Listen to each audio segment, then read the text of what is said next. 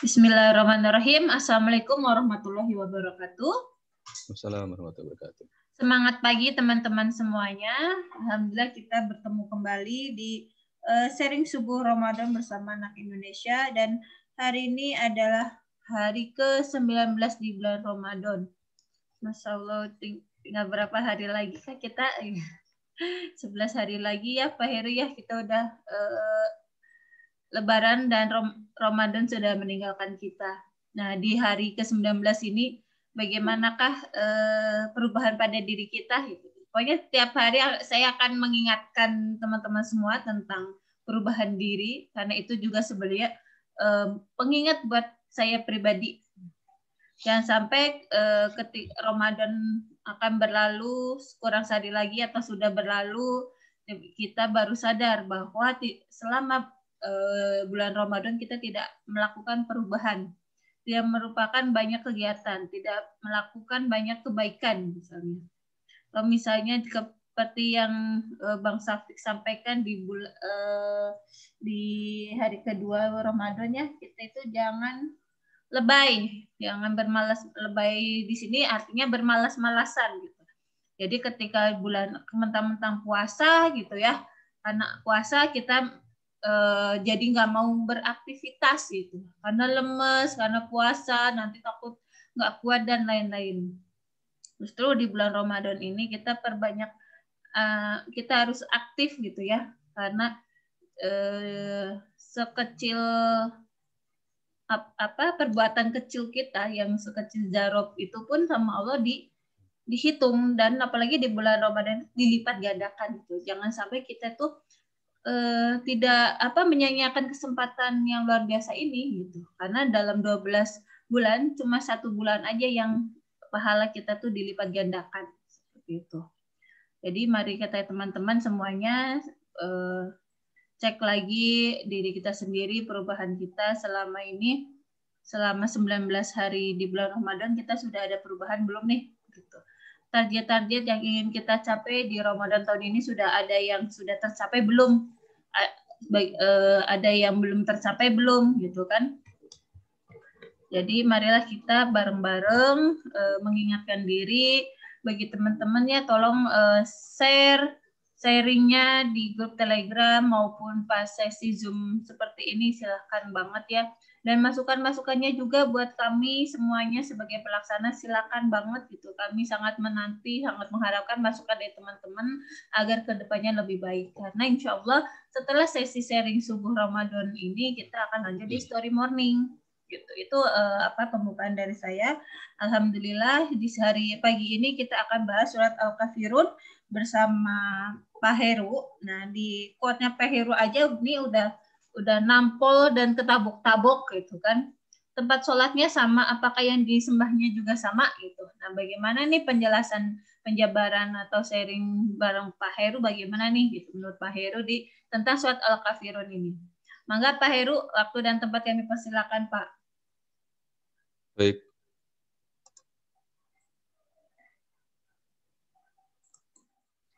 Assalamualaikum warahmatullahi wabarakatuh. Waalaikumsalam warahmatullahi wabarakatuh. Bismillah, alhamdulillah, wassalatu wassalamu ala rasulillah wa ala alihi wa sahbihi wa mawalah. Amma ba'd. Alhamdulillah kita sampai di hari ke-19 Ramadan.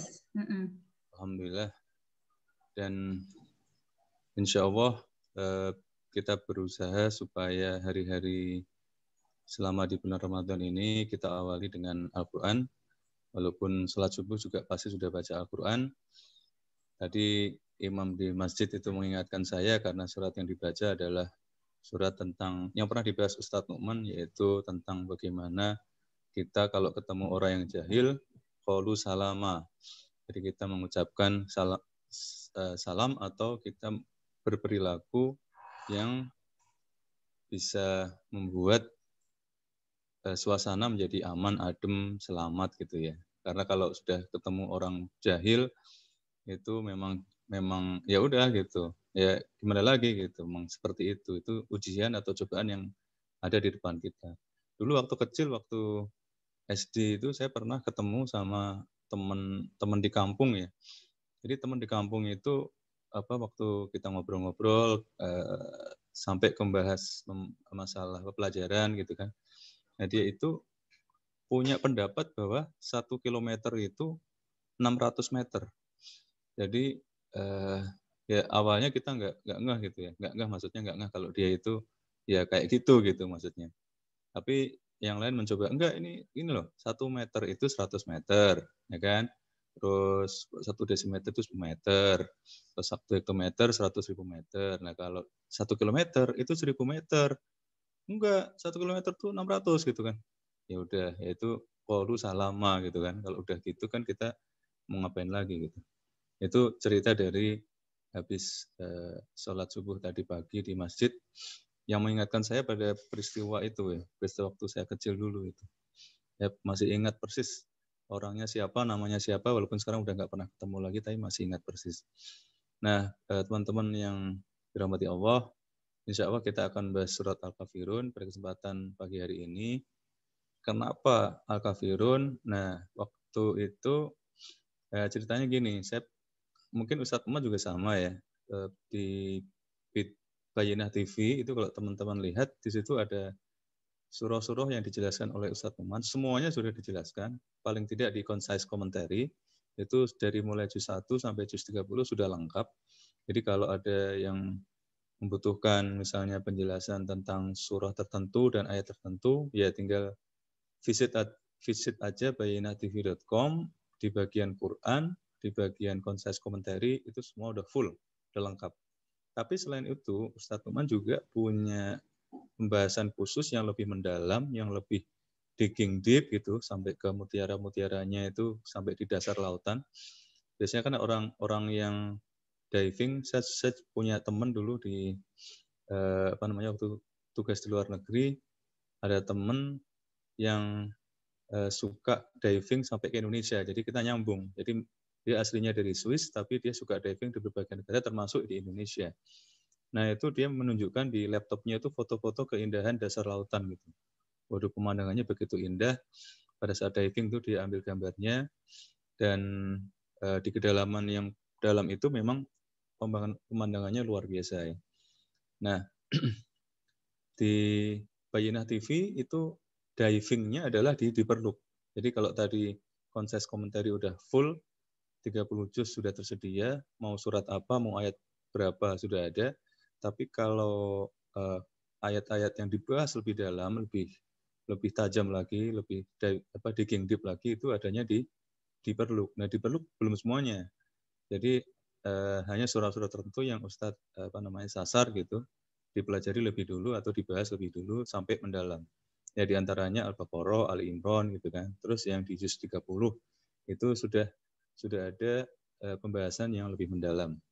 Nah, saya sendiri sebagai pembelajar Al-Qur'an seperti halnya teman-teman semuanya itu mikir juga apa dulu nih yang mau saya pelajari secara mendalam gitu. Surah yang mana gitu. Nah, terus akhirnya teringat salah satu hadis Nabi Muhammad SAW tentang amal yang baik sebaiknya adalah amal yang kontinu, bukan hari ini dilakukan terus besoknya kembang kempis gitu, terus minggu depan nggak tahu dilakukan lagi apa enggak, tapi sebaiknya tiap hari dilakukan terus gitu.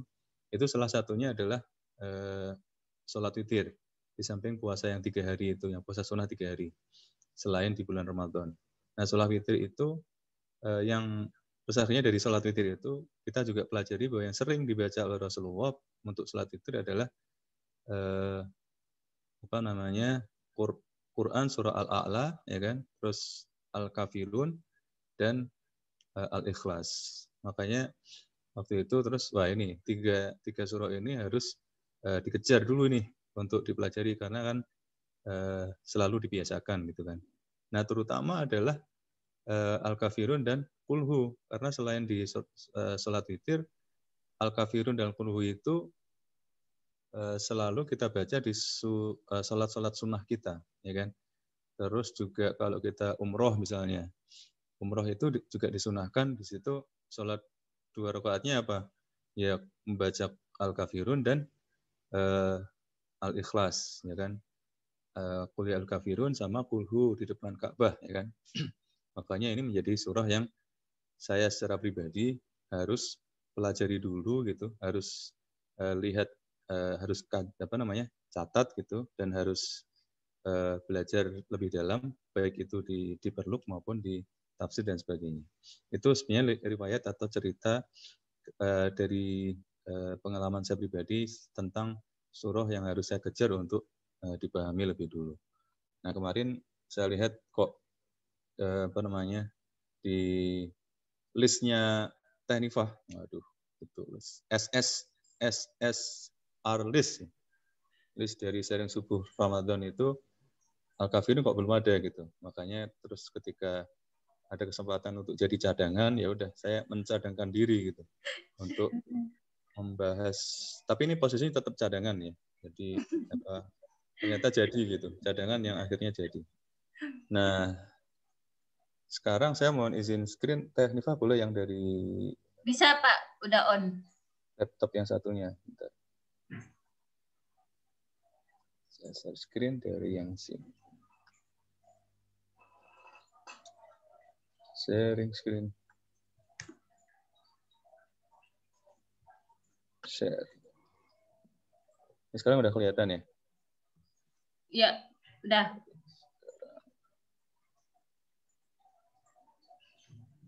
Tapi kok nggak bisa di... Oh, F5. Nah, oke. Marilah sekarang kita mulai pembahasan Al-Kafirun. Terus, nah ini yang tadi dibicarakan atau diinformasikan di awal oleh Teknifah ya, yang dijadikan flyer gitu, tempat sholatnya sama, yang disembah sama apa enggak gitu. Kalau kita misalnya bayangkan situasi di mana, di dekat-dekat Masjid Istiqlal ya, misalnya ada orang berduyun-duyun melangkahkan kaki menuju Masjid Istiqlal. Bisa nggak kira-kira kalau ada istilahnya tebakan guess what gitu, agamanya apa kira-kira itu? Orang-orang yang berduyun-duyun ke arah ya, bukan ke Masjid Istiqlal, tapi ke arah Masjid Istiqlal. Maka di situ kalau misalnya orangnya pakai sejadah melampirkan sajadah di punggungnya, terus pakai sarung, pakai kopiah gitu, kita bisa sedikit banyak menebak, oh ini orang Islam ini, karena pakai bawa sajadah, terus pakai sarung gitu kan, pakai kopiah. Tapi kalau orangnya misalnya hanya pakai pakaian baju biasa gitu, kayak baju kerja gitu, nggak pakai kopiah juga gitu, nggak pakai topi, terus melangkah ke arah Masjid Istiqlal, itu kita masih belum bisa mengatakan bahwa itu Muslim nggak ya? Belum tentu, karena ke arah Masjid Istiqlal itu artinya dekat situ juga ada katedral kan. Jadi belum tentu dia itu Islam, karena kita lihat dulu nanti dia belok kemana. Kalau dia beloknya dia masuk ke gereja, berarti dia teman kita umat Kristiani. Tapi kalau dia masuknya ke Istiqlal, kemungkinan besarnya dia teman kita sesama Muslim. Jadi dari mengamati tempat mana yang dituju, kita bisa sedikit banyak menyimpulkan dia sembahannya apa, gitu kan. Kalau ke arah katedral berarti sembahannya itu, gitu kan. Kalau ke arah Masjid Istiqlal berarti sembahannya adalah insya Allah Allah Ta'ala. Gitu. Nah, kalau sekarang pertanyaannya adalah yang ini, mereka yang pergi ke Ka'bah, itu agamanya gimana? Sama apa enggak? Jawabannya apa ya kira-kira ya? Kalau ini pernyataan ya, di slide ini, mereka yang pergi ke Ka'bah agamanya sama. Terus benar apa salah gitu. Nah, jawabannya kayaknya juga kalau kita ingat lagi kata-kata Mutiara itu, waktu yang akan menjawab gitu kan. Nah, memang benar. Memang jawabannya waktu memang. Ya kapan gitu kan. Kalau sekarang ya kan, kalau orang-orang ke Ka'bah sekarang ya pasti nggak seperti ini ya. Ini kan zaman yang di gambar sebelah kiri itu zaman belum COVID kan. Jadi masih tidak ada tidak ada jaga jarak, malah desak-desakan, malah apalagi kalau mau mencium hajar aswad itu makin desakan gitu, makin disenggol-senggol gitu, makin ditabrak-tabrak oleh orang gitu. Kalau sekarang menuju ke Ka'bah, ya itu bisa dipastikan Islam. Tapi kalau dulu enggak. Karena apa? Karena di Ka'bah itu dulu itu ada idols, ya kan? Ada berhala-berhala. Jadi sama-sama ke Ka'bah, tapi belum tentu sesembahannya adalah Allah Ta'ala. Jadi jawabannya adalah waktu yang bisa menjawab. Waktunya kapan gitu kan? Waktunya kalau sekarang, kalau ada orang ke Ka'bah, itu Islam. Tapi kalau zaman dulu, orang ke Ka'bah, nggak bisa dibilang gitu. Karena ada sesembahan lain yang Islam itu menjadikan Ka'bah sebagai satu pemersatu yang disembah Allah, bukan Ka'bah. Tapi kalau yang idols itu, berhala-berhala itu, ya yang itulah sesembahan mereka, gitu, bukan Allah. Nah, Rasulullah sholat menghadap Ka'bah. Orang-orang kafir sholat juga menghadap Ka'bah. Nah, apakah berarti agamanya sama? Kan enggak, ya kan? Agamanya tidak sama.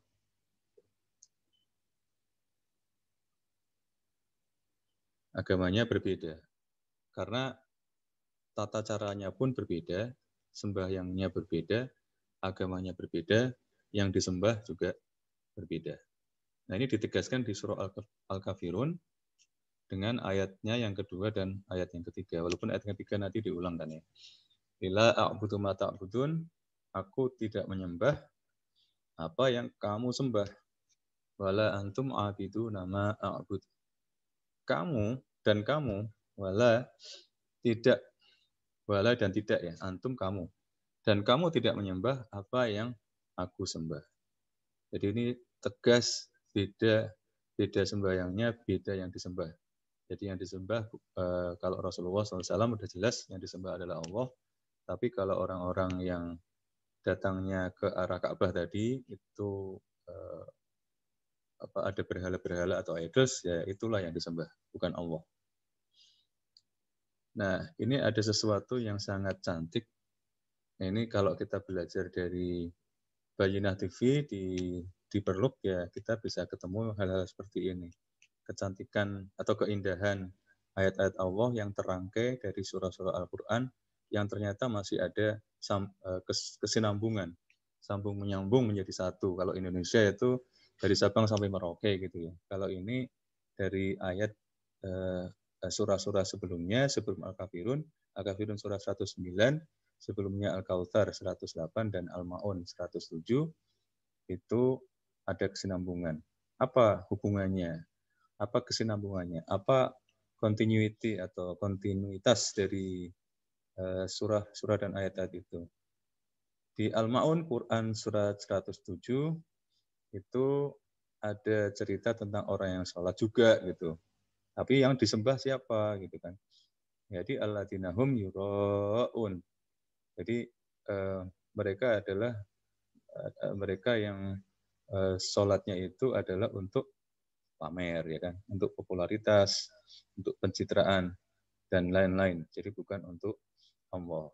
Jadi kalau saya nggak tahu apakah masih terjadi di zaman now ya, tapi kalau di zaman beberapa tahun atau puluh tahun yang lalu itu saya pernah melihat juga gitu, pernah menyaksikan ada orang yang kalau bosnya sholat dia pasti sholat gitu, tapi kalau bosnya nggak sholat dia nggak ada di situ gitu. Ini kalau di masjid-masjid di dekat kantor gitu, atau kalau di musola kantor gitu. Jadi begitu bosnya udah ambil wudhu, siap-siap gitu ambil wudhu. Padahal sebelum bosnya itu nggak pernah seperti itu gitu. Jadi itu bisa kita saksikan di kehidupan sehari-hari. Yang sekarang sih saya nggak tahu ya apakah masih ada yang seperti ini apa enggak gitu. Ya kita tidak berhak menghakimi juga, tapi kita bisa mengamati gitu kan, ada fenomena seperti itu. Lalu surat selanjutnya surah Al-Kautsar yang kita kemarin sempat bahas gitu kan, fasolli li rabbika wanhar. Ini maka sholatlah li rabbika ke Rabbka kamu ya kan, wanhar. Ini K ini di sini disematkan untuk Rasulullah SAW. Jadi Allah meminta Rasulullah setelah inna a'toina kal kautsar, inna sesungguhnya a'toina kami beri kamu nikmat yang banyak, al kautsar gitu kan. Fasolli, maka sholatlah. Rasulullah kehilangan putranya, Rasulullah tidak sempat sempat bersedih hati, tapi dihibur oleh Allah dengan nikmat yang banyak itu, sehingga Rasulullah menjadi hatinya menjadi lebih damai, lebih terhibur, dan langsung Allah mengingatkan sholatlah gitu kan. Li rabbika wanhar. Nah, ini sholatnya Rasulullah. Sholatnya Rasulullah kita udah pasti bahwa itu adalah yang disembah adalah Allah gitu. Bukan seperti yang di Al-Maun Quran surat 107 tadi, yang disembah bukan Allah gitu, tapi yang lain gitu. Karena untuk tujuan sholatnya juga beda gitu. Bukan untuk mencari keridhaan Allah. Nah, seterusnya surah 109 di Al-Kafirun. Kalau di sini apa nih poinnya? La a'budu ma ta'budun. Wala antum a'buduna ma a'bud juga sebenarnya. Ya, sholatnya di tempat yang sama, di Ka'bah, ya kan? Tadi kita sudah pelajari Ka'bah yang zaman dulu, bukan zaman sekarang. Tapi yang disembah beda. Yang disembah bukan Allah, dengan pemersatu adalah ke arah kiblat atau Ka'bah, tapi yang disembah adalah idols atau patung-patung yang ada di sekitar Ka'bah itu. Jadi ini indah sekali jalinan cerita tentang sholat, ya kan, di 3 ayat ini, 3 ayat yang berurutan ini yang 107 itu tentang sholat yang pamer gitu kan, yang bukan menyembah Allah. Di 108 tentang sholat yang menyembah Allah, sudah pasti karena Rasulullah yang melakukannya. Di 109 itu ditegaskan perbedaannya, siapa yang sholat menyembah Allah, siapa yang sholat tidak menyembah Allah. Jadi ini luar biasa indahnya jalinan kontinuitas itu.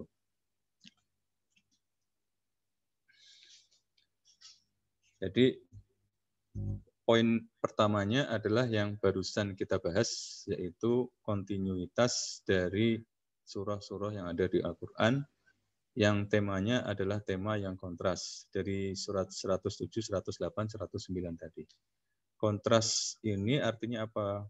Kontras di sini adalah karena beribadahnya di tempat yang sama, tapi ternyata yang disembah berbeda. Nah, sebenarnya kalau di kehidupan yang sekarang, misalnya ada orang-orang yang sholat di masjid, ya kita tidak boleh menghakimi apakah orang itu sholat di masjid untuk siapa, gitu. Kita nggak tahu. Gitu. Apakah ada yang, kalau yang masih PDKT, ya mungkin bisa tanda tanya gitu kan. Apakah misalnya tiba-tiba ada orang tua yang anaknya, loh ini anaknya biasanya nggak pernah sholat di masjid, kok sekarang sholat di masjid gitu kan. Biasanya orang tua itu, ini ada apa, atau ada siapa di masjid gitu kan. Jadi tanda tanya gitu. Nah, tapi ya tetap harus husnudzon. Tapi poinnya adalah implementasi dari kontras yang ini itu bisa saja terjadi di zaman now gitu kan. Sholatnya di tempat yang sama, tapi yang disembah berbeda. Apalagi zaman dulu kita saat istilah pencitraan masih ramai, masih seru-serunya, itu sering juga dibahas di medsos gitu tentang fenomena ini, gitu. Fenomena bahwa ini sholatnya gimana ini, beneran enggak gitu, atau ada sesuatu yang lain gitu. Karena ada juga dulu di salah satu riwayat di sebuah hadis, ada orang yang sholat itu yang sebenarnya mengincar ingin melakukan sesuatu yang tidak baik terhadap makam Rasulullah SAW, gitu kan. Itu juga pernah ada di cerita di zaman sahabat. Nah, sekarang ada keindahan yang lain dari hubungan antara Al-Kautsar dan Al-Kafirun. Antara Al-Kafirun surat 109 dan surat sebelumnya, tepat sebelumnya, yaitu surat 108. Di 108 kita ketemu dengan ayat inna syani'aka huwal abtar. Di musuhmu Muhammad SAW ya, sudah dihentikan, enggak usah dipikirin gitu. Si tetanggamu sebelah itu, yang pamanmu sendiri, terus yang teriak-teriak kata Muhammad sudah enggak punya generasi penerus yang membawa namanya di belakangnya gitu kan. Jadi udah itu nggak usah dipikirin, abaikan aja gitu. Ya Allah yang akan mengurusnya. Udah itu cuekin aja gitu kan. Jadi itu poin yang ada di Inna syani'aka wal abtar. Lalu bagaimana dengan poin yang ada di surah Al-Kafirun 109? Di Al-Kafirun di sini ternyata Allah minta Rasulullah untuk bicara gitu. Qul ya ayyuhal kafirun gitu. Jadi artinya di sini Allah meminta Rasulullah untuk tidak mengabaikan, beda dengan yang di Al-Kautsar. Jadi untuk merespons, ya kan? Karena ada eskalasi di tengah-tengah kaum kafir, di mana sudah saatnya untuk Rasulullah harus ngomong, terus Rasulullah harus berurusan dengan mereka al-kafirun itu, mereka orang-orang yang kafir itu. Jadi ini sesuatu yang juga indah gitu, adanya kontinuitas dari al-kafirun dengan surah sebelumnya. Jadi ini poin yang kedua. Kalau poin yang pertama tadi kontinuitas ada, kontras ada, tapi tentang orang yang sholatnya bukan untuk Allah, untuk pamer, untuk pencitraan, terus Rasulullah yang sholat untuk Allah, terus di Al-Kafirun menjelaskan perbedaannya tentang orang yang sholat untuk Allah dan yang bukan untuk Allah, untuk berhala atau idol yang disembahnya. Nah, sekarang yang poin kedua adalah kontinuitas dari dua surah ini, Al-Kafirun dan surah sebelumnya Al-Kautsar, temanya masih sama, masih tentang sesuatu yang kontras, tapi kali ini kontrasnya adalah di Al-Kautsar, Rasulullah diminta untuk mengabaikan aja gitu, musuhnya itu. Tapi di Al-Kafirun, sekarang Rasulullah diminta untuk mendakwai kaumnya. Jadi tidak mengabaikan, tidak nyuekin, tapi harus ngomong nih sekarang ke kaumnya itu. Nah, yang menarik di Al-Kafirun ini adalah bahwa ada tuntutan supaya Rasulullah SAW menjadi agresif. Kalau di surah yang sebelumnya ya, surah Al-Kautsar itu kan nyuekin itu kan bukan sesuatu yang agresif gitu kan. Ya pokoknya ya udah nggak usah diurusin, nggak usah ngomong, nggak usah ketemu juga nggak harus gitu kan. Jadi tidak ada arah seperti ini. Tapi di Al-Kafirun itu ada tuntutan bahwa Rasulullah dituntut untuk menjadi agresif. Padahal agresivitas, ya kita tahu Rasulullah orangnya bagaimana ya kan, lemah lembut, sebelum diangkat menjadi Rasul sudah terkenal Al-Amin, dapat dipercaya. Orang dagang itu kan nature-nya itu istilahnya customer itu satu pun jangan sampai ada yang lari kan. Jadi sangat menjaga supaya jangan sampai ada satu customer pun yang nggak puas kalau bisa gitu kan. Walaupun kalau di zaman now kita tahu kita tidak bisa memuaskan semua pelanggan gitu. Tapi kalau memungkinkan gitu, jangan sampai ada satupun pelanggan yang lari dari kita gitu kan. Jadi Rasulullah dulu berdagang jadi nature-nya pasti ingin memuaskan semua pihak. Bahkan kita juga sering waktu zaman kecil dulu saya sering mendapatkan cerita juga gitu kan, kalau misalnya Rasulullah jualan, misalnya jualan katakanlah baju atau apa gitu kan, atau buah atau apa gitu kan, pasti Rasulullah jujur apa adanya gitu. Misalnya buahnya ada yang ini ada sedikit yang enggak matang di sini, atau yang ini kurang baik ini yang ini sudah 2 hari, yang ini baru datang ini, yang ini sudah 3 hari misalnya. Atau misalnya baju ada robekan sedikit atau ada cacat sedikit gitu. Itu Rasulullah akan ngomong gitu ke pembelinya gitu kan. Itu sebagai bentuk kejujuran. Sebuah pengalaman menarik juga ketika saya misalnya ngantar istri saya belanja gitu ya. Terus istri saya minta, oh ya ini, misalnya istri saya ingin belanja sesuatu biar waktunya efisien, saya diminta untuk beli sesuatu juga, misalnya roti tawar misalnya kan. Nah, ini sebenarnya menarik gitu, pengalaman spiritual yang saya alami ketika memilih mau membeli atau mengambil roti tawar gitu dari aisle atau dari tempat lokasinya gitu di sebuah mall atau sebuah toko gitu ya. Itu kalau saya tiba-tiba teringat bahwa kalau makanan itu ambil yang paling dekat gitu kan, yang terdekat gitu kan. Itu kalau makanan ya, kalau kita buka puasa atau kita sahur ya. Akhirnya saya menjustifikasi sendiri, wah itu kayaknya hadisnya itu ambil yang terdekat itu untuk sesuatu yang langsung dimakan gitu. Tapi kalau beli roti tawar seperti itu, kalau ambil yang terdekat itu dapatnya adalah yang kalau kita lihat tanggal kadaluarsanya udah mepet, udah besok gitu. Misalnya ini tanggal 1 Mei, ya kan. Kalau saya ambil roti tawar yang terdekat itu tanggal kadaluarsanya itu 2 Mei ini, ya kan begitu dilihat gitu kan. Expiry date 2 Mei. Tapi kalau masuk ke dalam gitu, kita milih ke bagian yang dalam yang agak tersembunyi. Nah, baru di situ dapat gitu. Ini ada yang 3 Mei, ada yang 4 Mei, yang paling pojok, yang paling belakang itu. Nah, ini 5 Mei ini. Jadi akhirnya saya mengambil yang 5 Mei karena kan kalau misalnya roti tawarnya belum habis, masih belum belum uzur ya. Belum sampai ke expiry date atau tanggal kadaluarsanya. Nah, pada saat proses itu tuh saya sempat mikir sendiri gitu, sempat sambil merenung juga gitu. Ini ada hadis untuk mengambil yang paling dekat. Tapi terus saya mencari dalam tanda kutip pembenaran, ini bisa salah bisa enggak ya. Tapi nanti menarik untuk dipelajari secara lebih dalam poin dari hadis yang menyatakan ambillah kalau makanan itu ambillah yang paling dekat gitu. Apakah itu memang berlaku untuk sesuatu yang pada saat itu langsung dimakan atau sesuatu yang nanti masih disimpan dulu belum langsung dimakan gitu. Karena faktanya seperti itu. Jadi pengalaman yang saya alami seperti itu. Nah, saya bayangkan kalau sekarang ini pada saat saya membahas ini, saya membayangkan kalau itu yang punya mall Rasulullah gitu. Itu mungkin pengelola atau manajemen mall itu mungkin ditegur oleh Rasulullah mungkin. Karena kalau saya bayangkan nih, mudah-mudahan benar gitu. Kalau Rasulullah yang punya mall itu yang kadaluarsanya tanggal 5 Mei itu diletakkannya paling depan pasti. Ini menurut rabaan nurani saya gitu. Karena Rasulullah ingin selalu ingin menunjukkan atau ingin apa adanya gitu, ingin jujur, tidak ingin kalau orang beli itu biasanya langsung comot gitu kan, nggak ngelihat expiry date gitu kan.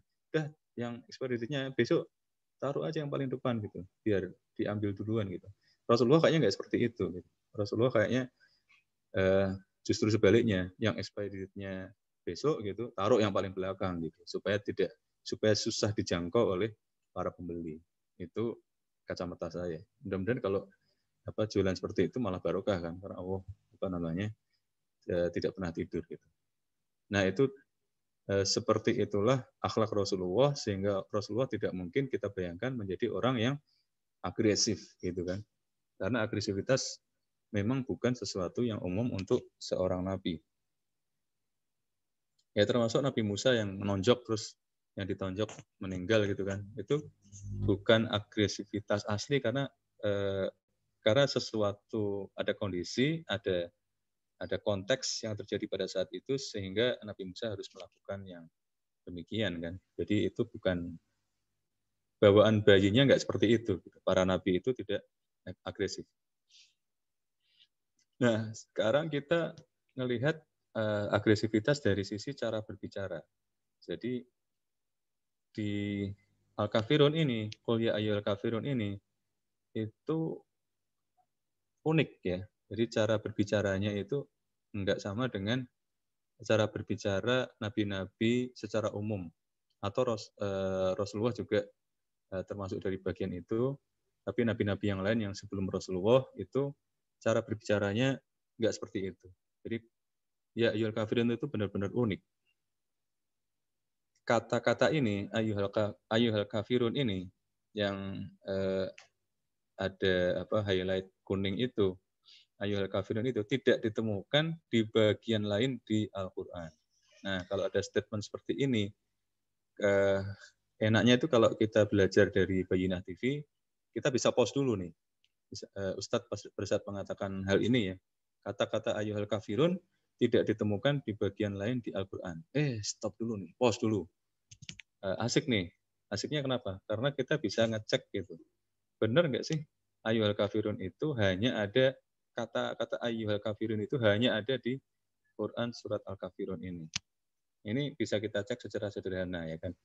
Misalnya dari aplikasi yang satu ini salah satu aplikasi yang saya pakai selain yang Quran Tafsir and by Word yang direkomendasikan Ustadz Numan. Tapi kalau untuk searching itu saya lebih suka pakai aplikasi yang satu ini, Quran for Android. Tapi kalau yang satunya lagi itu saya sangat merekomend juga seperti halnya Ustadz Numan, karena begitu Ustadz Numan merekomendasikan yang Quran Tafsir and by Word itu langsung saya install gitu. Nggak langsung saya unduh, langsung saya install, nggak pakai mikir lagi karena udah pasti bagus, dan ternyata bagus banget kan, karena kita bisa melihat apakah ini Makkiyah atau Madaniyah, kita bisa melihat arti dari masing-masing kata itu seperti apa. Bahkan di situ juga kita bisa melihat ayat ini, jadi kata ini adalah kata keberapa dari ayat itu gitu. Jadi bukan hanya sekedar misalnya surat Al-Baqarah ayat misalnya 30 gitu, tapi di situ juga ada 2:33 misalnya. 2 itu surah Al-Baqarah, 30 ayat ke-30, 3 itu adalah kata nomor 3 gitu kan. Jadi di situ benar-benar komplit, dan juga ada root atau akar katanya. Akar katanya apa, terus akar kata itu terdapat di surat apa saja, itu luar biasa ya. Di situ kita sudah dapat banyak gitu. Tapi kenapa saya suka dengan Quran for Android juga gitu, yang aplikasi ini, itu karena beberapa hal sih yang jelas. Salah satunya itu kita bisa milih ketika kita baca Quran gitu ya, kita tadarus atau apa gitu. Misalnya kita ya walaupun kita udah pernah belajar tahsin, walaupun kita juga tajwidnya udah khatam gitu, tapi kadang-kadang masih ketemu kalau ini apa ya? Kalau ini gimana ya? Nah, terus kita bisa cek dari bacaan yang bisa kita pilih gitu, dari biasanya Imam Masjidil Haram lah ya. Apakah itu dari Sudais, apakah itu dari Al-Romidi, apakah itu dari Syekh Shuraim gitu kan, atau dari yang lain, Hanif Arifai dan sebagainya. Itu kita bisa milih dan kita bisa melihat mendengarkan bacaan-bacaan itu. Ini matnya boleh nggak sih cuma 2 ketukan atau 1 alif gitu? Apakah harus 6 ketukan dan sebagainya? Mau kita cek lagi gitu kan? Oh ternyata bisa gitu. Nah ini Quran for Android. Terus salah satu kenapa saya suka juga dengan aplikasi Quran for Android ini adalah ketika kita searching itu kita langsung dapat gitu, langsung kalau misalnya ada 2 atau 3 atau cuma 1 langsung ketahuan gitu. Nggak nunggu ditekan tombol search-nya, nggak usah nunggu seperti itu, udah dapat gitu. Jadi kalau misalnya saya searching-nya pakai yang satunya lagi, walaupun kelebihannya juga banyak dan walaupun juga sangat recommended by Ustadz Numan, tapi kalau search-nya pakai yang Quran Tafsir and by Word itu, ketika misalnya kita masukkan huruf-huruf alif, ya, ha, alif, terus alif, lam, kaf itu nggak langsung ketemu. Jadi kita harus tombol search dulu, baru dia muter-muter, terus ketemu, cuman satu ayat saja gitu. Jadi agak kelamaan, untuk searching itu agak kelamaan. Tapi kalau pakai ini cepat, searching-nya langsung dapat gitu. Langsung gitu kita masukkan 1, 2, 3 huruf, 4 huruf gitu, pakai spasi pun juga jadi, terus huruf Arab yang lain dapat. Nah contoh ini kita lakukan searching dengan keywords-nya adalah huruf-huruf ini, alif ya kan, alif, ayyuhal kafirun kan. Cuman itu belum fa sama ro sama wawu sama nunnya belum masuk itu. Jadi ayyuhal ka, cuman itu aja tuh. Alif ya kan, ha alif itu ayyuha, terus alif lam kaf itu al-ka. Firunnya belum. Tapi walaupun baru sampai alif lam kaf, itu udah langsung kalau kita search di Quran for Android sudah merujuk ke satu ayat, sudah mengarah ke satu ayat saja, yaitu Al-Kafirun. Ini buat apa? Buat tadi kita membuktikan bahwa ayyuhal kafirun itu hanya ada di Quran surat Al-Kafirun, tidak ditemukan di bagian lain di Al-Quran. Hanya di Al-Kafirun aja. Jadi itu terbukti. Nah ini kan yang sering Ustadz mengakui diri beliau sebagai apa kan? Beliau adalah sebagai pembelajar Al-Quran, student of Quran, sama researcher gitu kan, peneliti. Nah ini kita insya Allah murid-muridnya juga sama kan. Kita ya ini kerjaan kita sehari-hari ya di luar pekerjaan kita yang utama di kantor gitu, atau yang berbisnis atau mengajar dan sebagainya, itu ya pembelajar Al-Quran sama researcher gitu kan, melakukan penelitian. Kita belajar Quran surat Al-Kafirun, ayat-ayatnya seperti apa, hubungan ayat itu dengan ayat yang sebelumnya atau surat yang lain seperti apa. Kita juga researcher gitu. Kalau ketemu yang tadi seperti pernyataan itu yang bisa diteliti atau kita bisa lakukan riset, ya kita lakukan on the spot gitu kan. Wah, hanya di Al-Kafirun, emang benar. Nah, gitu kan. Itu kita lakukan penelitian sehingga kita menjadi lebih yakin terhadap apa yang kita ucapkan atau suatu pernyataan yang ada gitu. Oke.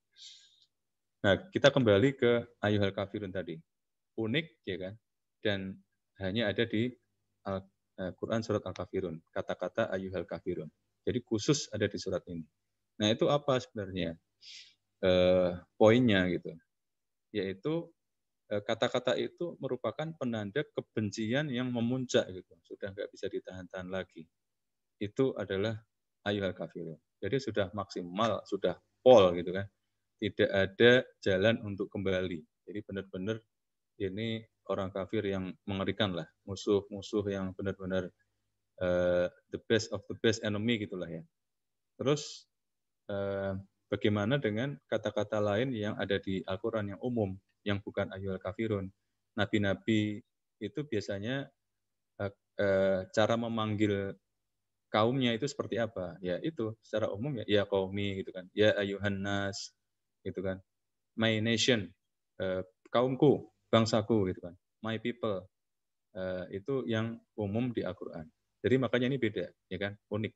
Karena Rasulullah di sini tidak diminta Allah untuk memanggil ya qaumi atau ya ayyuhan nas, tapi ya ayyuhal kafirun.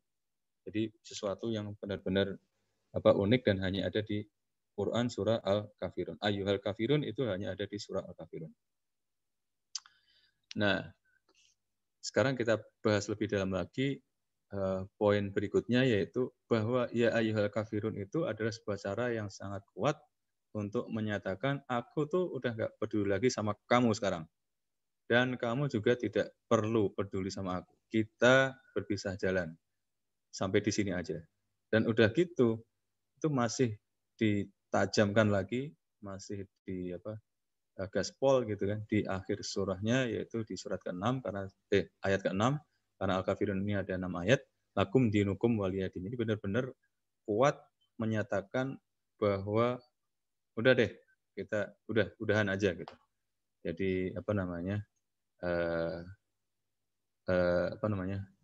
lu gua end gitu kan. Sudah end.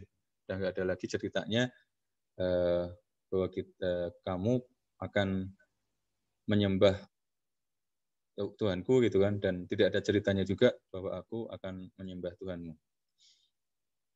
Nah, yang penting untuk kita pahami dari Quran surat Al-Kafirun ini adalah bahwa Rasulullah Shallallahu Alaihi Wasallam tidak sedang bicara dengan semua yang non-Muslim. Tidak setiap non-Muslim adalah Al-Kafirun. Makanya ini menjadi penting untuk dibahas karena kita melihat juga fenomena mengkafir-kafirkan orang lain gitu kan. Walaupun perbuatannya mungkin perbuatan yang menunjukkan keingkaran, tapi apakah kita sudah tahu akhir hidupnya gitu kan? Ya kita belum tahu akhir hidupnya, nggak boleh kita bilang bahwa dia itu kafir. Nah, karena dia masih ada kemungkinan untuk hijrah gitu kan. Nggak bisa kita ngomong bahwa seseorang yang melakukan ini itu, menyembah ini itu, gitu kan, itu dia kafir. Dia kafir tuh dia. Ya nggak bisa, karena kita belum tahu akhir hidup kita. Ngeri kalau kita ngomong gitu, terus malah akhir hidup kita sendiri yang ke arah situ gitu kan. Na'udzubillah min dzalik, semoga itu tidak terjadi pada diri kita. Cuman kita mesti hati-hati untuk menahan diri supaya tidak mudah untuk mengatakan orang lain itu kafir. Nah, kenapa seperti itu?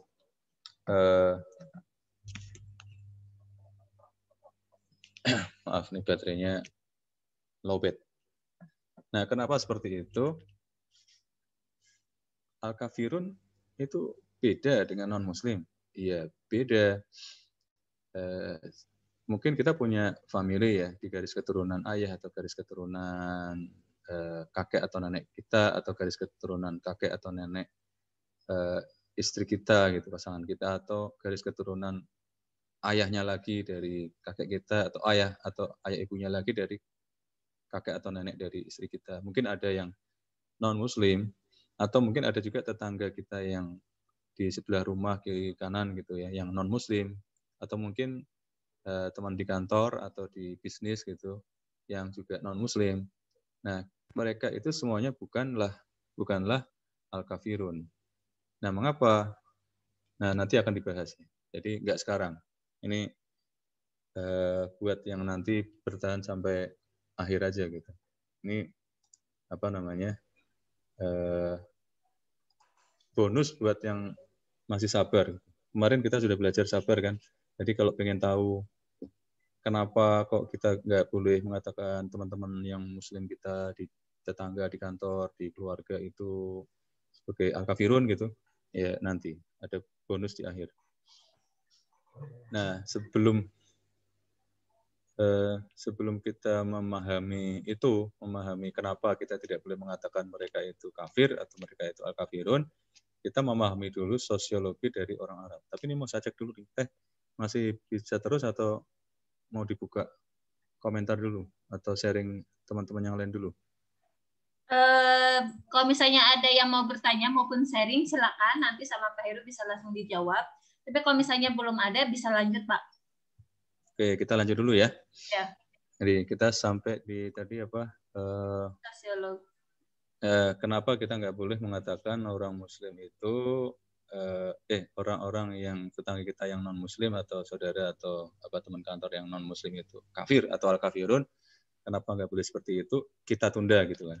Tapi kita mempelajari dulu sekarang sosiologi orang Arab. Nah, bagaimanakah identitas orang Arab itu? Itu sangat ditentukan dari suku mana dia berasal, gitu kan? Karena dari situlah ada perlindungan untuk sesama suku. Jadi kalau misalnya Rasulullah punya suku, misalnya dihadang atau lagi disakiti atau ada kenapa-kenapa yang terjadi sama Rasulullah, maka Rasulullah akan mendapat perlindungan dari sukunya tersebut. Gitu. Nah, ketika Rasulullah sudah mengatakan ayyuhal kafirun, itu artinya Rasulullah sudah left dari WhatsApp grup sukunya itu.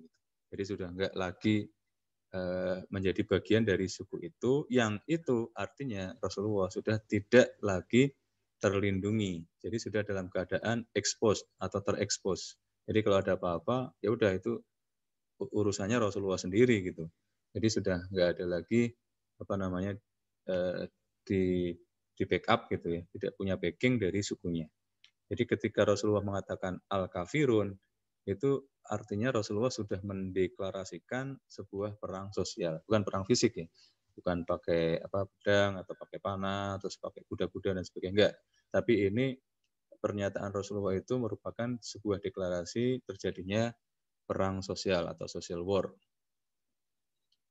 Nah, kenapa Al-Kafirun itu, Quran surat Al-Kafirun itu muncul? Awalnya dari mana? Awalnya dari kafir Quraisy yang terus mencari celah untuk menggagalkan dakwah Rasulullah, gitu kan. Menggagalkan la ilaha illallah tertancap di bumi Arab waktu itu. Ternyata orang Quraisy mengalami kegagalan di segala bidang gitu, gagal total semua usahanya. Mereka sudah mengejek, mereka sudah mencemooh, mereka sudah mengolok-olok.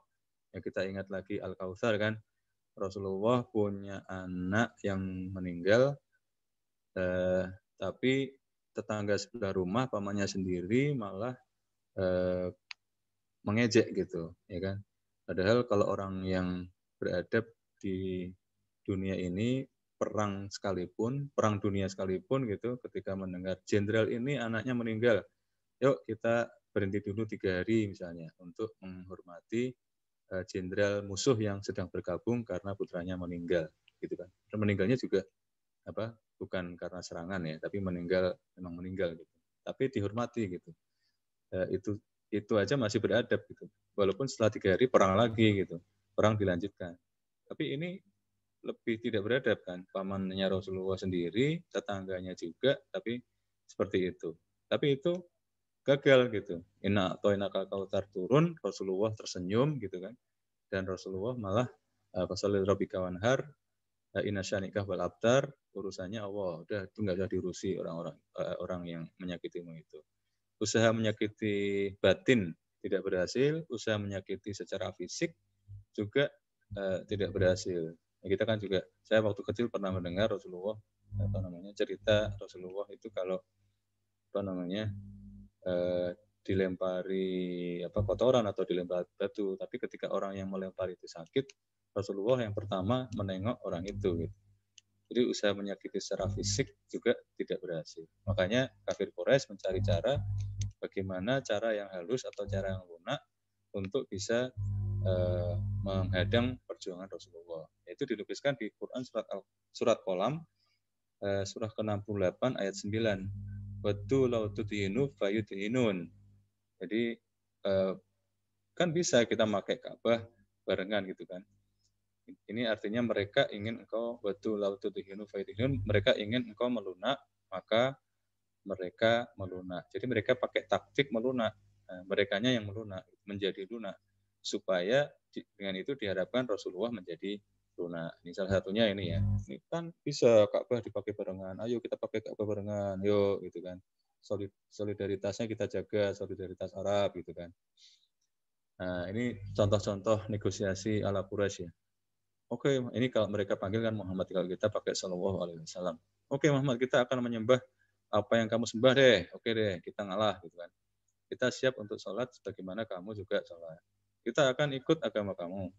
Tapi kamu juga dong, kamu juga sesekali ikut nyembah apa yang kami sembah. Itu yang namanya adil. Itu kan adil, ya kan? Gitu kan. Jadi mereka pakai negosiasi yang seakan-akan penuh kelemah lembutan gitu. Nah, negosiasi seperti itu malah menunjukkan yang tadi kita bahas di awal, yaitu mereka sholatnya itu sholat bukan untuk menyembah Allah, tapi untuk dalam rangka negosiasi gitu kan. Mereka mau sholat, mereka mau ngalah untuk sholat seperti Rasulullah sholat gitu, tapi supaya Rasulullah mau sholat seperti mereka, supaya Rasulullah mau menyembah Tuhan mereka. Itu kan berarti alladzina hum yura'un gitu, masuk kategori itu. Mereka sholatnya untuk pencitraan, sholatnya untuk memancing supaya Rasulullah ingin juga mau juga sholat seperti mereka. Jadi sholat mereka hanya untuk show, hanya untuk nunjukin bahwa mereka seolah-olah ngikutin sholat Rasulullah SAW. Padahal aslinya mereka sedang mencoba menumbangkan Rasulullah, menumbangkan dakwah Rasulullah, menumbangkan la ilaha illallah melalui sebuah percobaan pendekatan gitu, trial gitu, yang halus atau lunak. Nah ini contoh lain ya, bagaimana bisikan-bisikan halus mereka itu masuk ke Rasulullah. Nggak bagus loh Muhammad bertengkar sesama Quraisy. Ayolah kita bekerja sama aja, damai deh kita. Kan bagus kalau kita damai. Kami akan belajar salat seperti kamu. Sekali kamu juga sembahyanglah seperti kami. Ini masih contoh yang lain ya. Ayo jadikan keluarga besar Quraisy sebagai happy family. Saling bertukar hal-hal yang baik. Ya ini juga hal yang baik ini, interfaith exchange, bertukar keyakinan. Oke kan? Gitu kan. Jadi Rasulullah dibujukin kayak gitu. Terus, nah ini konsep yang positif kan? Kita harus punya semangat belajar yang tinggi gitu kan. Ini kelihatannya positif. Gitu. Kita perlu saling belajar. Aku tertarik tuh dengan cara peribadatan kamu. Tapi nanti aku juga bisa kasih tahu cara peribadatan kami. Ayolah kita coba sama-sama belajar. Aku belajar cara kamu beribadah, kamu belajar cara kami beribadah, gitu kan. Jadi di balik konsep learning gitu. Ntar habis sembahyang, habis belajar cara beribadat masing-masing, kita ngopi bareng, kita makan kue Sama-sama. Ayo kita coba sama-sama belajar. Terus ini masih cara-cara halus yang mereka lakukan ya. Apapun yang bagus dari agama kamu, kami akan mengambilnya. Apapun yang bagus dari agama kami, kamu juga berhak mengambilnya. Jadi kita sama-sama untung. Ini berarti win-win solution. Di balik topik-topik atau tema-tema yang positif, tapi di belakangnya tersembunyi yaitu usaha mereka untuk mencegah atau menangkal dakwah Rasulullah untuk menghalang-halangi la ilaha illallah. Nah, percakapan Rasulullah SAW dengan kafir Quraisy ini membuat Ustadz Nu'man teringat percakapan beliau dengan seseorang, yaitu tentang Buddhism. Muslim sepertinya perlu belajar dari orang Buddha. Ini sebenarnya menarik ini, ya kan? Perlukah seorang Muslim belajar dari orang Buddha? Jadi ini orang yang ngobrol sama Ustadz tuh ngomong gini, orang Islam itu kenapa ya kok susah konsentrasi waktu sholat? Padahal orang Buddha itu kalau kita mempelajari, kita mengamati gitu kan di kuil-kuil gitu kan, orang Buddha itu bisa berjam-jam gitu, dia duduk gitu menghadap arah yang dihadapnya gitu, sesembahannya itu super khusyuk itu, duduk penuh konsentrasi gitu. Sepertinya orang Buddha itu penuh kedamaian ya di dalam dirinya, bisa sampai seperti itu. Gimana ya supaya kita bisa seperti orang Buddha itu? Kita aja kalau sholat ini masih di Al-Fatihah nih, belum nyampe ke surat pendeknya atau surat yang dibaca setelah Al-Fatihah. Itu masih di Al-Fatihah aja kita sudah mikir, ya entar makan apa, buka ya, buka, atau pikiran-pikiran yang lain lah, kerjaan lah, pikiran orang yang kita lagi sebel misalnya, atau orang yang nanti habis ini kita prioritasnya apa ya, dan sebagainya ya. Jadi mikirin hal lain, bukan mikirin ayat yang sedang dibaca. Kok kayaknya orang Buddha nggak seperti itu gitu. Sepertinya kita perlu belajar dari orang Buddha. Belajar apa? Belajar fokus, konsentrasi, belajar menciptakan suasana yang tenang, yang damai di dalam diri gitu ya. Sepertinya seperti itu, sepertinya gitu kan. Nah, ini respons dari Ustadz Nu'man gitu terhadap pernyataan tentang orang yang menyarankan kita bisa belajar dari orang Buddha. Ya pantaslah kalau orang Buddha nggak diganggu, karena setan membiarkannya sendirian. Karena ya apa yang mereka lakukan itu, mereka bukan sedang mendekat ke Allah. Tapi kalau orang Islam, kita kan beda. Kita kan ingin mendekat ke Allah, kita ingin mengejar khusyuk. Nah, kalau untuk khusyuk itu menggodaannya bukan main gitu kan. Nah, ini menurut Ustadz adalah respons yang non-Islami, ya respons gitu aja, gitu. Respon logika aja, logika akal sehat. Tapi ya memang kenyataannya seperti itu gitu kan.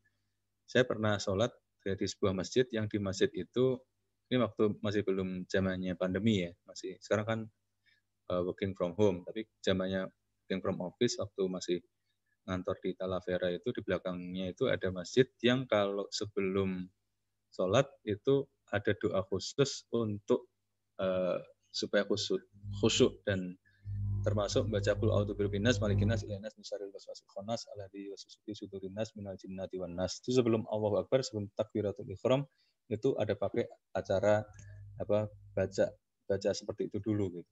Setiap imam seperti itu di masjid itu. Jadi tujuannya untuk mengejar khusyuk. Saya tidak tahu apakah ini benar atau tidak, tapi poinnya adalah untuk mengejar khusyuk itu sampai harus berjuang seperti itu ya, sampai harus kita sangat-sangat serius dengan niat seperti itu. Nah, sekarang kita lihat siapa sebenarnya yang sedang dihadapi oleh Rasulullah SAW. Rasulullah SAW sedang menghadapi orang yang paling dihormati, ya, paling disegani, the most noble and respected people. Itu benar-benar orang-orang yang beda. Mereka adalah para pemimpin dan sesepuh Quraisy. Mereka itu seperti apa gambarannya? Ya mereka, karena mereka para pembesar gitu kan, pemimpin, jenderal-jenderalnya Quraisy lah. Maka ketika Rasulullah bilang ayyuhal kafirun, terdengarnya itu merendahkan ya. terdengar ofensif. Mereka merasa diserang. Karena selama ini mereka menyebut diri mereka sendiri sebagai champions of faith, sebagai jawara soal keimanan. Keimanan apa? Bukan keimanan Islam, bukan keimanan terhadap Allah, malaikatnya, dan seterusnya, tapi keimanan akan agama mereka sendiri. Nah, kok mereka dipanggil kafirun?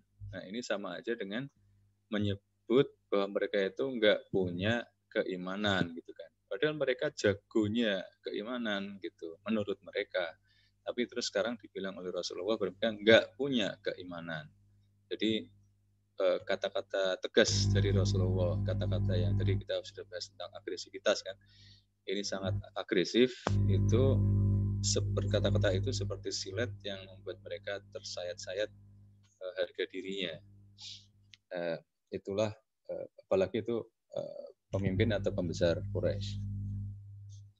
Nah mereka, tapi kan kita tadi belajar bahwa mereka, wah ini kalau caranya frontal, kenceng, ngejek, ngolok-ngolok, menyakiti fisik, udah nggak bisa, nggak mempan, ya udah mereka fokus dengan strategi mereka yang tadi bermain halus tadi, mencoba pendekatan soft approach tadi.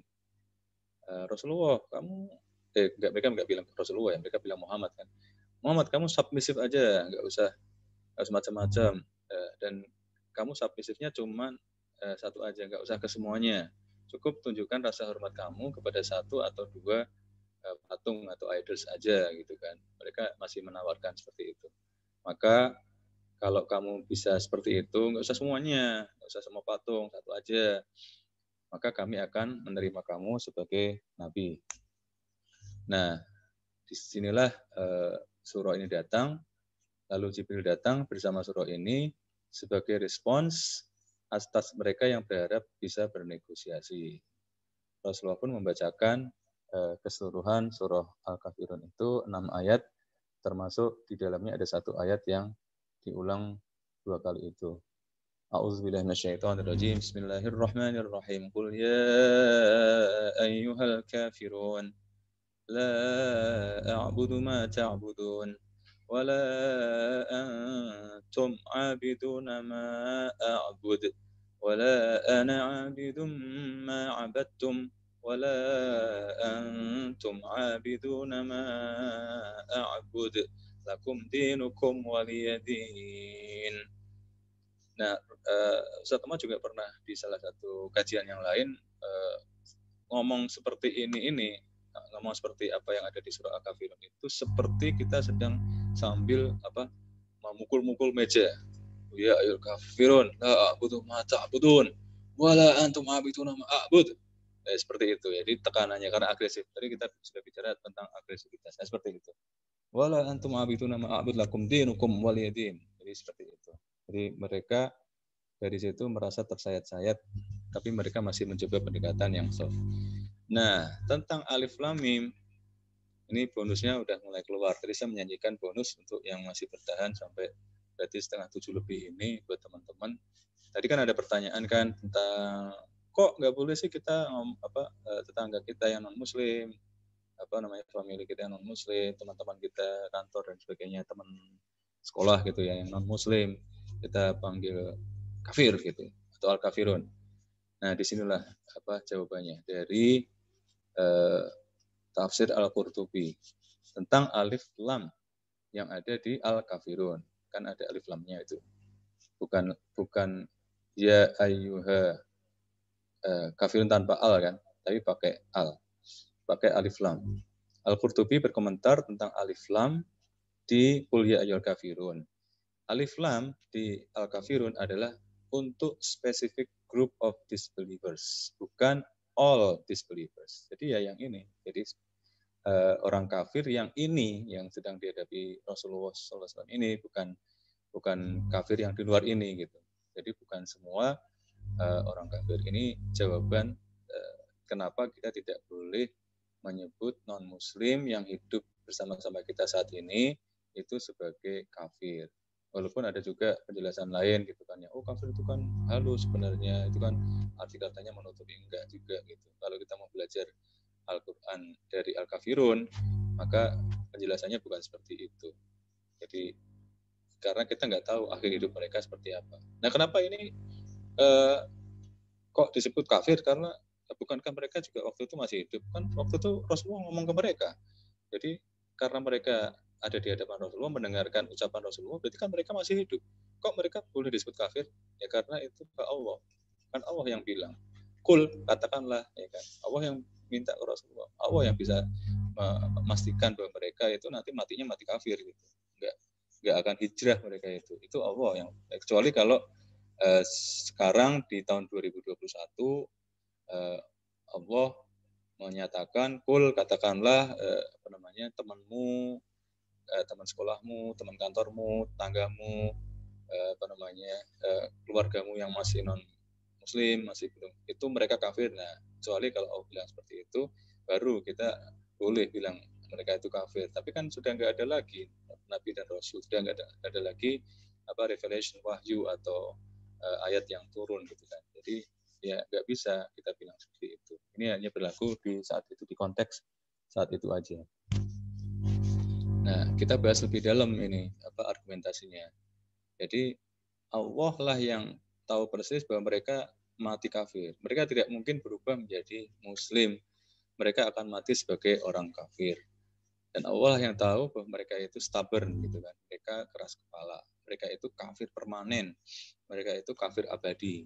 Mereka itu selamanya tidak akan menyembah Allah. Itu Allah yang tahu dan Allah yang berhak untuk memutuskan seperti itu. Pak Heru punten. Yes. Sepertinya ini berdengung apa ya dari Pak Heru apa ya? Oh iya, sorry. Sudah lama atau barusan? Dari tadi ini kirain teh dari saya. Ternyata ketika saya pakai headset, oh iya ini dari Pak Heru. Nggak apa-apa, lanjut Pak. Udah enggak? Okay. Udah. Oke, kita lanjutkan lagi. Maka istilah al-kafirun itu tidak bisa digunakan sebagai label untuk semua orang. Apalagi orang di zaman now yang kita tidak tahu akhir kehidupannya. Bahkan ini saya khawatir ya kalau kita semoga tidak terjadi ya orang-orang yang terlalu gampang mengkafirkan orang di zaman now ya, di zaman now. Itu saya khawatir nanti akhir kehidupannya seperti apa. Jadi harusnya saya sendiri terutama gitu kan, saya menjaga diri gitu kan. Saya sendiri juga nggak tahu akhir kehidupan saya seperti apa gitu. Jadi kan ngeri kalau misalnya saya mengkafirkan orang gitu kan. Jangan-jangan nanti dia hijrah gitu, terus dia husnul khotimah, saya nasibnya nggak jelas gitu kan. Jadi harusnya lebih introspektif gitu diri kita dan mudah-mudahan kita tidak mudah mengkafir-kafirkan orang. Karena mereka yang masih non-muslim itu masih berpotensi hijrah.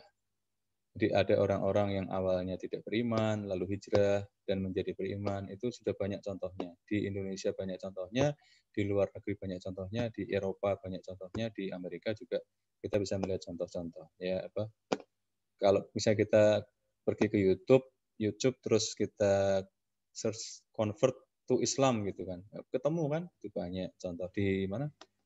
Bahkan juga ada contoh-contoh yang di mana itu TED ya, di TED itu juga ada 1-2 itu video yang berisi tentang yang tadinya misionaris, suka memimpin ke kur gereja, dia yang mimpin gitu, dia yang acara-acara sosial kebaktian gitu, terus bakti masyarakat gitu, dia juga yang aktif gitu.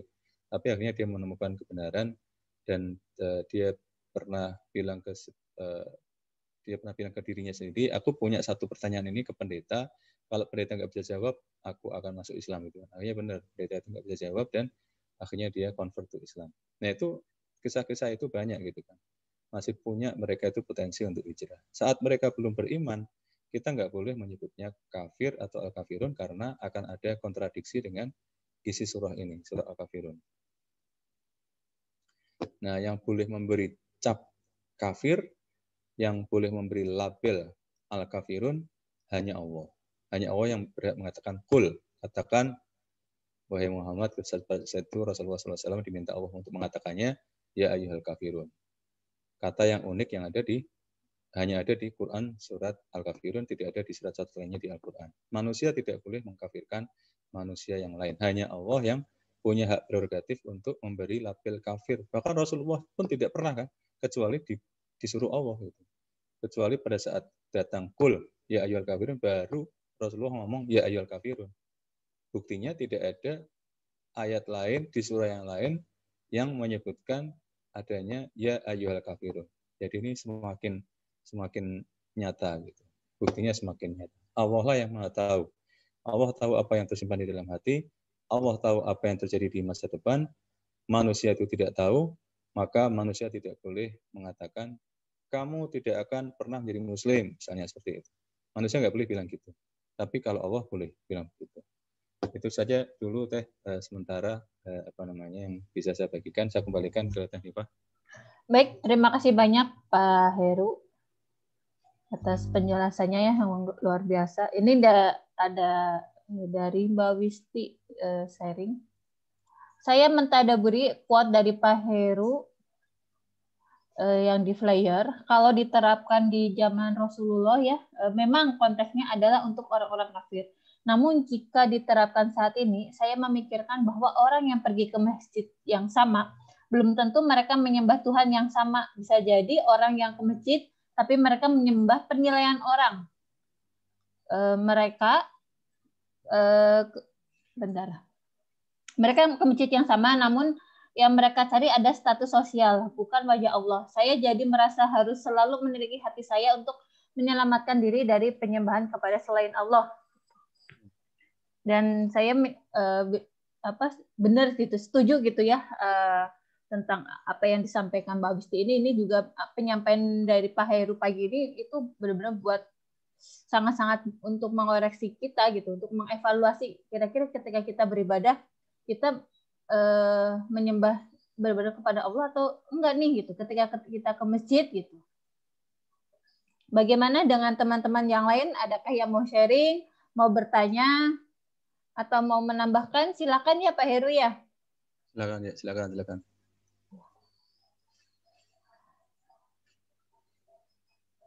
Ini tadi biasanya kalau di masjid raya tempat kompleks saya itu kan habis sholat terus zikir gitu, ada pembacaan 1-2 hadis kan. Tadi kebetulan yang saya juga mau minta maaf nih. Saya tadi pas dibaca hadis itu kayaknya saya pernah melakukan kesalahan untuk teman-teman gitu. Karena di hadis itu dua-duanya tentang rasa malu gitu. Al-haya minal iman. Jadi ceritanya di Madinah itu ada orang yang lagi menasihati sahabatnya gitu.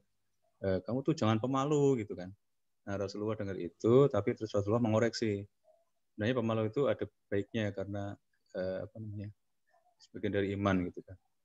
Jadi saya kan pernah ngomong, pernah bicara, teman jangan malu-malu gitu. Kayak seakan-akan saya seperti orang Madinah yang lagi menasihati tadi gitu.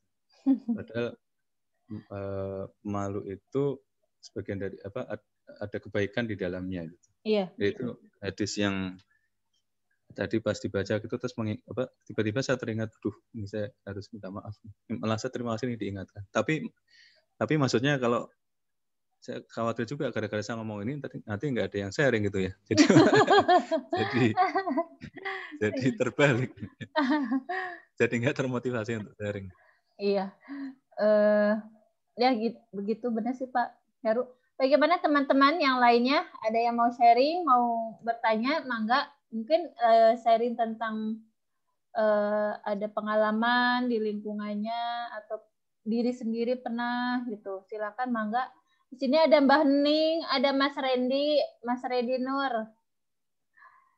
Mangga Mas Randy, Mbak Hening, Mbak Dewi yang mau menambahkan, mau sharing, mau say hello, mangga. Bagi teman-teman tentang surat Al-Kafirun ini bagaimana nih yang dirasakan, ini apa nih? Aliran rasa. Aliran rasa kuat, aliran rasa.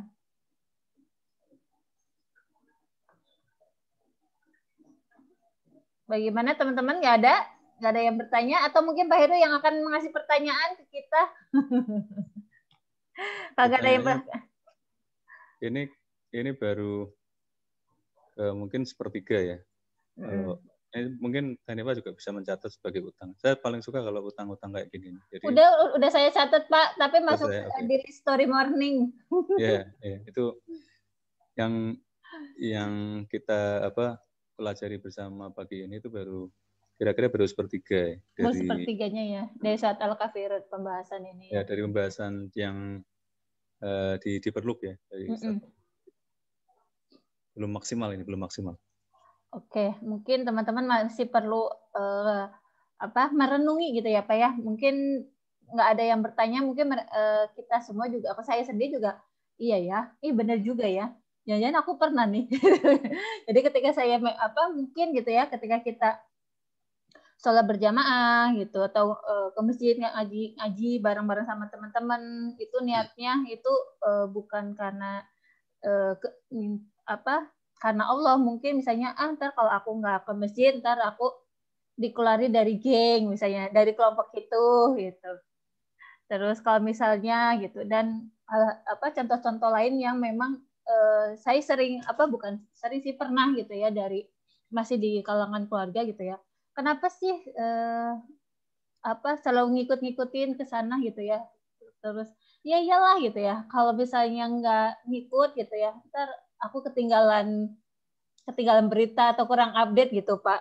Jadi memang niat pergi gitu misalnya ngaji bareng gitu ya, itu bukan karena memang pengen cari ilmu, kepengen nyari keridhaan Allah, itu enggak, tapi memang seperti yang Mbak Witi sampaikan, status sosial, tentang penilaian orang gitu Pak.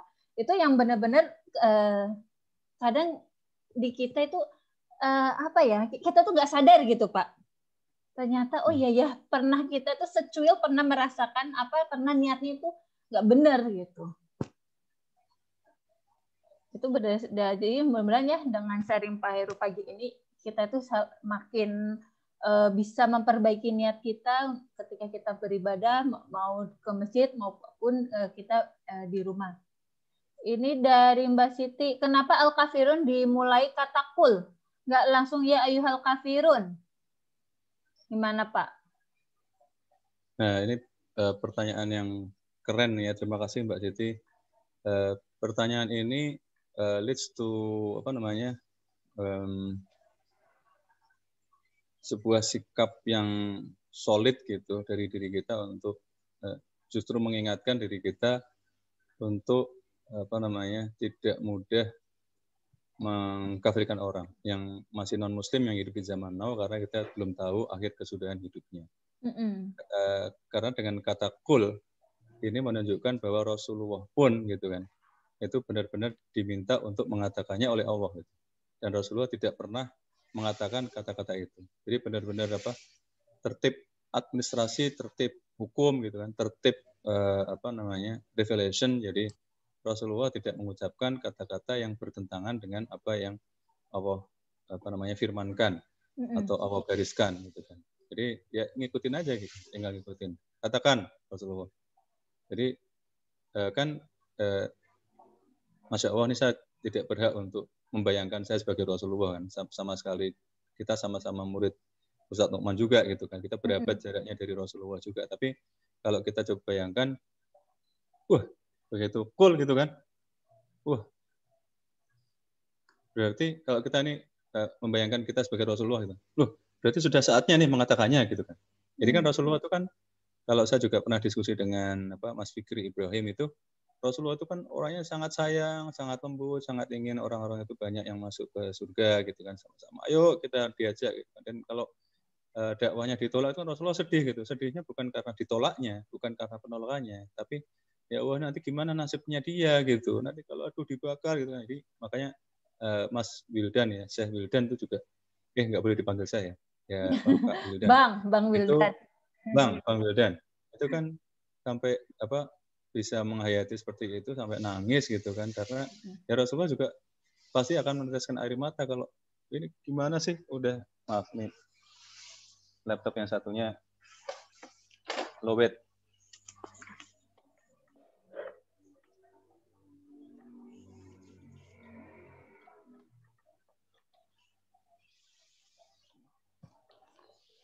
Maaf sebentar. Iya Pak. Ini kok susah. Mangga teman-teman yang mau bertanya maupun mau sharing, silakan. Ya. Balik lagi tadi. Jadi Rasulullah sangat sayang sehingga ke orang-orang tuh supaya mereka sebanyak mungkin ayo bareng-bareng yuk kita ke surga gitu.